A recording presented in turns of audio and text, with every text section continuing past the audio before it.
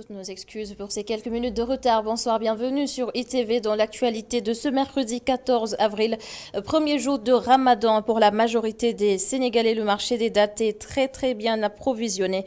Les services de la direction du commerce assurent qu'il y en a en quantité suffisante. Reportage à Sandiniéry en début de journal. Cette saisie spectaculaire de faux documents, de faux médicaments, oui, à la Padoie, des produits pharmaceutiques stockés dans une maison dans des conditions précaires. Et vous verrez les images inédites de cette découverte. Le Mali nous accueille ce soir. Nous irons découvrir le barrage de Manantali, créé depuis 1992. Le site hydroélectrique alimente tous les pays membres de l'OMVS. Enjeux et perspectives du barrage dans quelques minutes.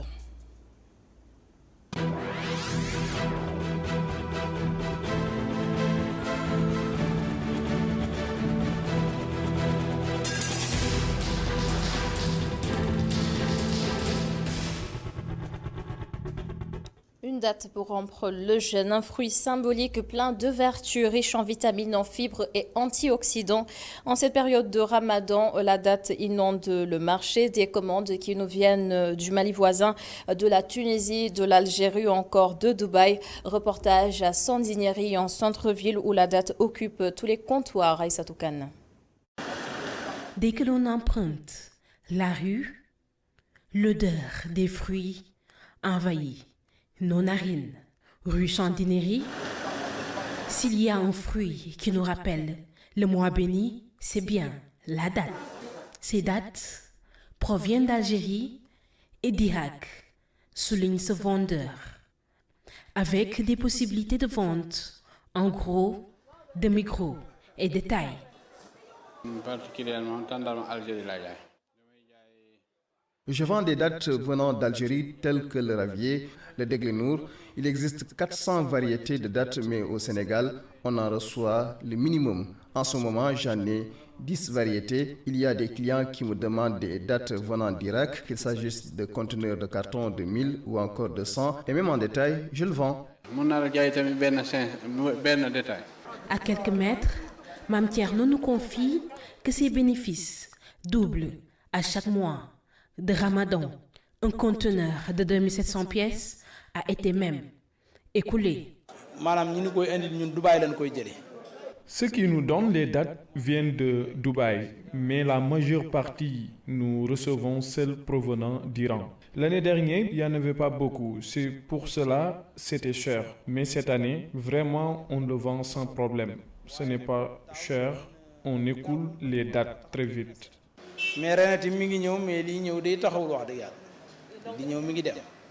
Les dates sont financièrement à la portée de tous. Les prix dépendent du marché. Ils varient de 7250, 7500 à 600, 750. 750. Les plateaux que je vous ai montrés, il y a des dates à l'intérieur, il y a des fruits secs. On a de 40 000 à 7005.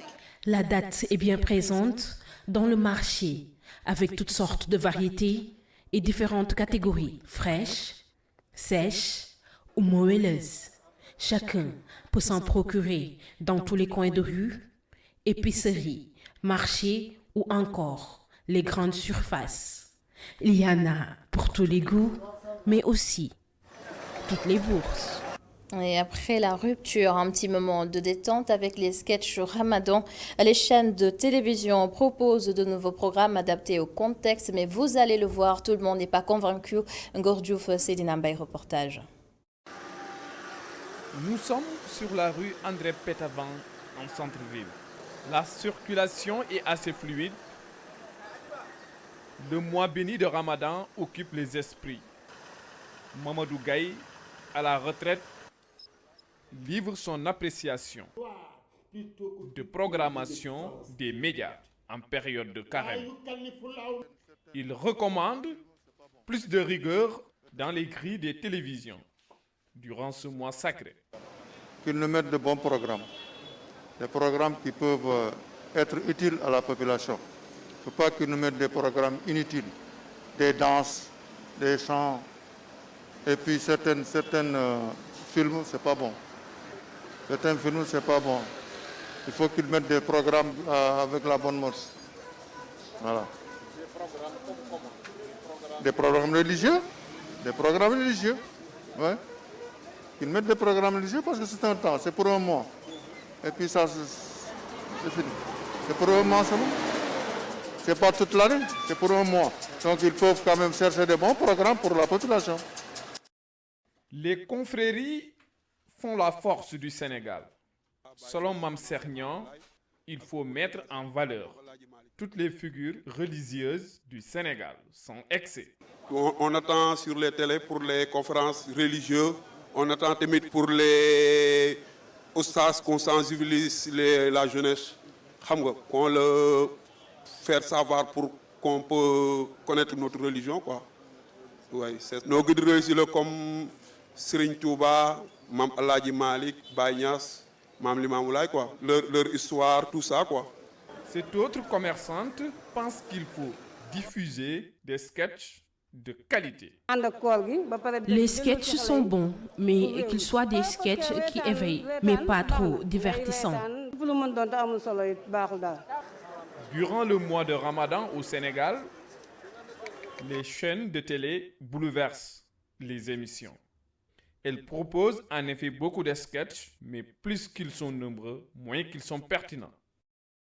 Et dans l'actualité sanitaire, des milliers de faux médicaments saisis dans une maison à la Padoie. Ces produits pharmaceutiques ont été stockés dans des pièces aux allures de magasins, dans des conditions immondes. Seynabou Babou a accompagné aujourd'hui l'équipe de la division de l'inspection du contrôle de l'importation des médicaments. Regardez. De bureaux, de dortoirs, mais en même temps de stockage de faux médicaments. Des pièces poussiéreuses et insalubres, des centaines de cartons de faux médicaments dans les toilettes, un décor terrifiant dans cet immeuble R+2.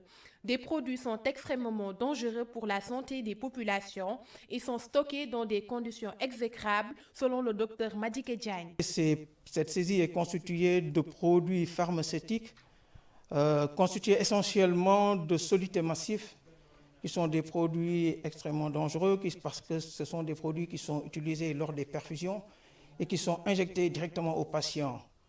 Également, entre autres produits, nous avons de nombreux dispositifs médicaux, mais comme vous avez pu le constater, les conditions de stockage étaient exécrables, avec des médicaments qui sont même stockés dans des toilettes, avec des conditions de stockage ni contrôle de la température, ni de l'humidité, avec beaucoup de poussière, et pour des matériels qui sont censés être stériles.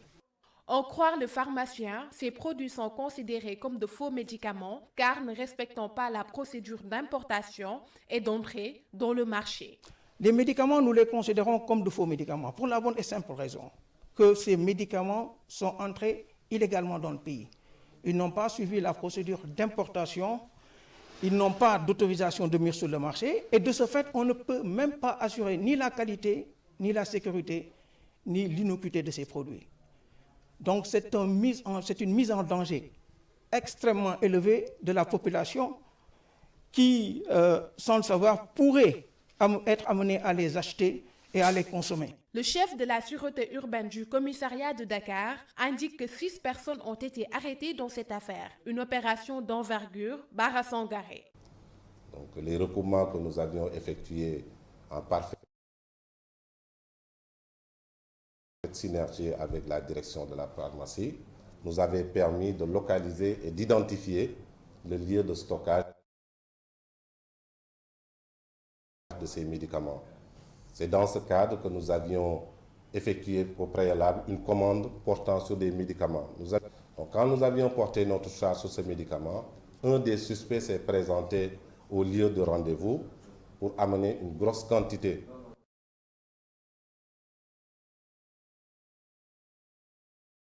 de médicaments. Donc c'est dans ces circonstances que nous avons procédé à son interpellation et nos craintes se sont avérées parce que nous avons découvert donc, à travers les caisses qu'il y avait des médicaments et en présence de la direction de la pharmacie, il s'est avéré que ces médicaments n'avaient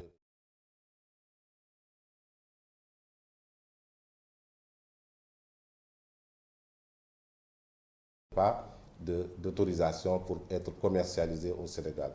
Ces tonnes de faux médicaments d'une valeur de plusieurs milliards de francs CFA seront toutes incinérées. La question à se poser, comment cette importante quantité de faux médicaments a... Merci beaucoup, Seynabou Baboué. Le Front de résistance nationale exige que les élections locales se tiennent cette année et non en 2022. L'opposition met en garde et demande en même temps l'application des accords issus de la Commission politique du dialogue national. Un cadre d'unité d'action des forces démocratiques sera mis en place selon Salou Sarr, expert en élections. Il est en même temps membre du FNR et répond à Aliou Diouf. Nous, partis politiques,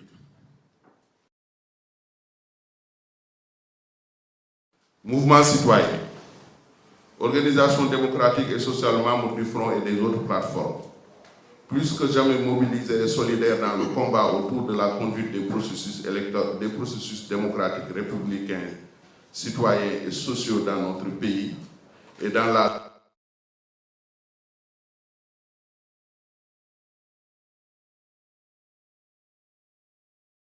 lutte pour demander le respect du calendrier électoral, n'accepteront pas un nouveau forcing du président Macky Sall. L'opposition, ainsi, met en garde Macky Sall et son régime de toutes les conséquences qui pourraient encore découler de cette dangereuse situation.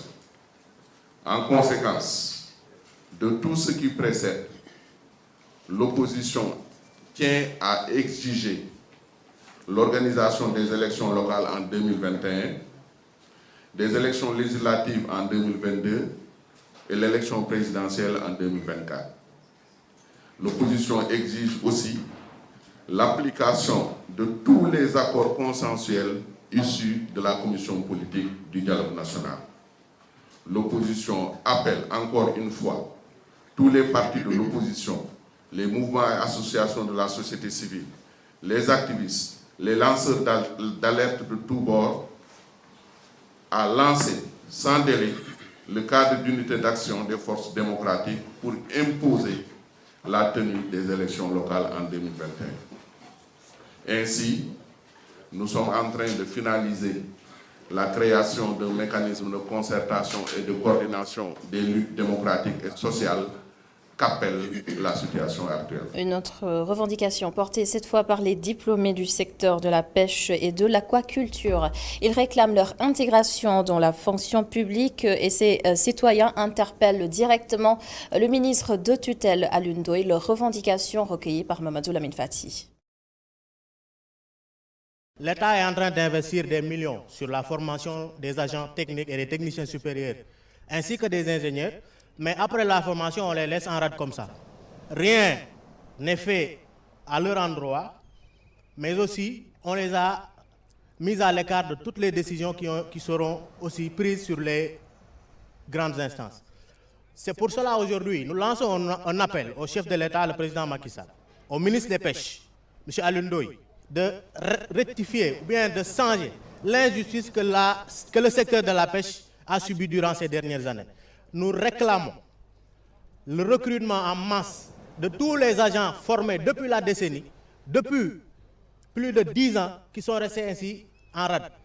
On retiendra également de l'actualité de ce mercredi, une semaine après le décès du doyen des juges Samba Sall. Un successeur n'a toujours pas été désigné. Ce sera d'ailleurs à l'issue d'une réunion du Conseil supérieur de la magistrature. Mais en attendant, des dossiers majeurs sont sur sa table. L'affaire Ousmane Sonko, le dossier des faux billets qui implique le député Bougazeli, pour ne citer que cela. Et Cheikh Hassan Fall revient justement sur le mode de nomination d'un doyen des juges.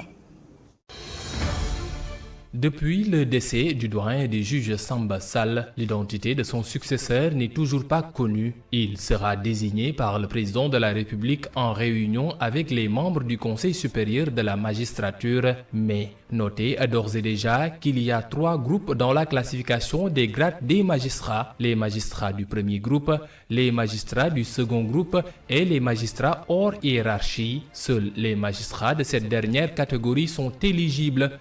Ils doivent cependant faire au moins 18 ans dans la magistrature. Ce magistrat qui va remplacer le doyen des juges Samba Sall peut être un magistrat debout ou un juge du siège pur. Actuellement, ce sont les magistrats du tribunal de grande instance de Dakar qui assurent la suppléance. Mais en attendant sa nomination, le nouveau doyen des juges va hériter de plusieurs dossiers. Parmi les plus attendus, le dossier judiciaire opposant le leader Ousmane Sonko à la masseuse Adji Sarr.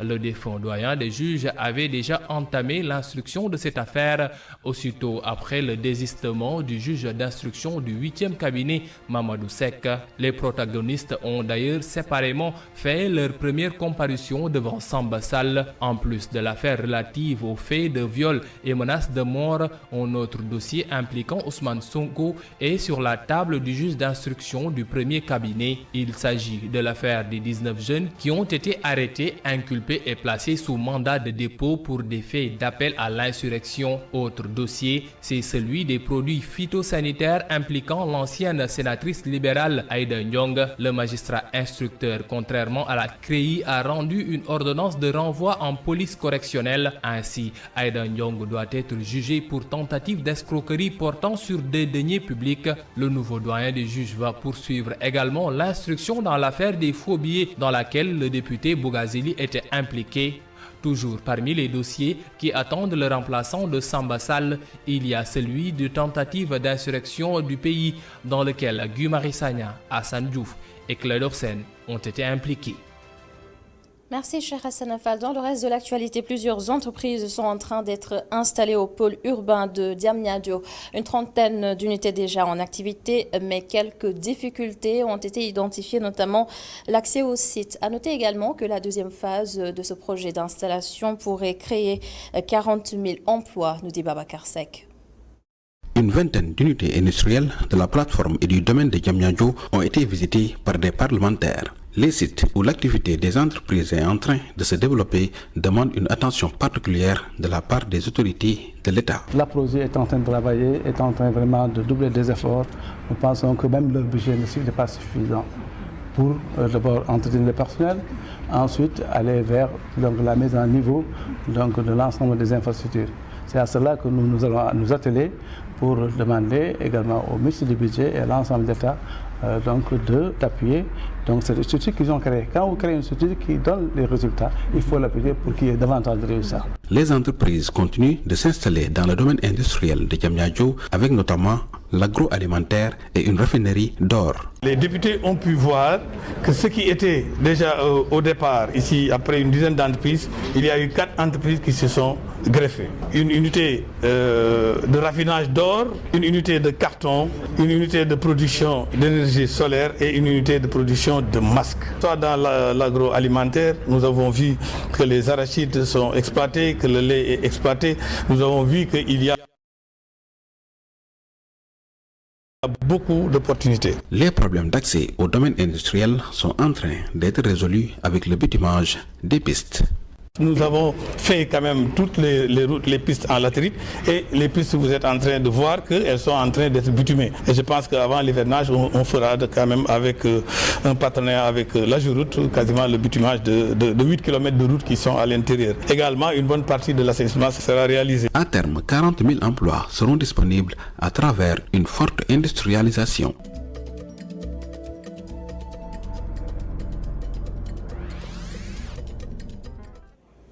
La rubrique découverte ce soir nous emmène au Mali. C'est pour découvrir le barrage de Manantali. Construit depuis 1992, le barrage a évolué en 2003 pour prendre en compte la production d'énergie hydroélectrique. Avec une capacité de production annuelle de 800 gigawatts, le barrage joue un rôle décisif dans l'alimentation des pays membres de l'OMVS, l'Organisation pour la mise en valeur du fleuve Sénégal, de nos envoyés spéciaux Matarguer, Cher Diop. Le barrage de Manantali a permis d'électrifier plus de 200 villages des pays membres de l'organisation sous-régionale.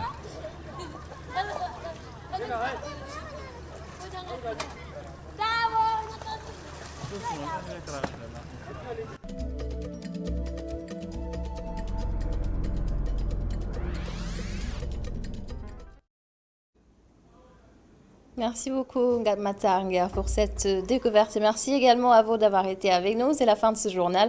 Un merci aussi à toute l'équipe de la régie. Je vous donne rendez-vous demain dans le 1945. À partir de 22h, vous pouvez suivre Iftar, le premier numéro, le show du Ramadan avec Boubacar Diallo, Imam Biram Pouy et toute l'équipe de la télé, de la radio et du site www.emedia.sn. À tout à l'heure.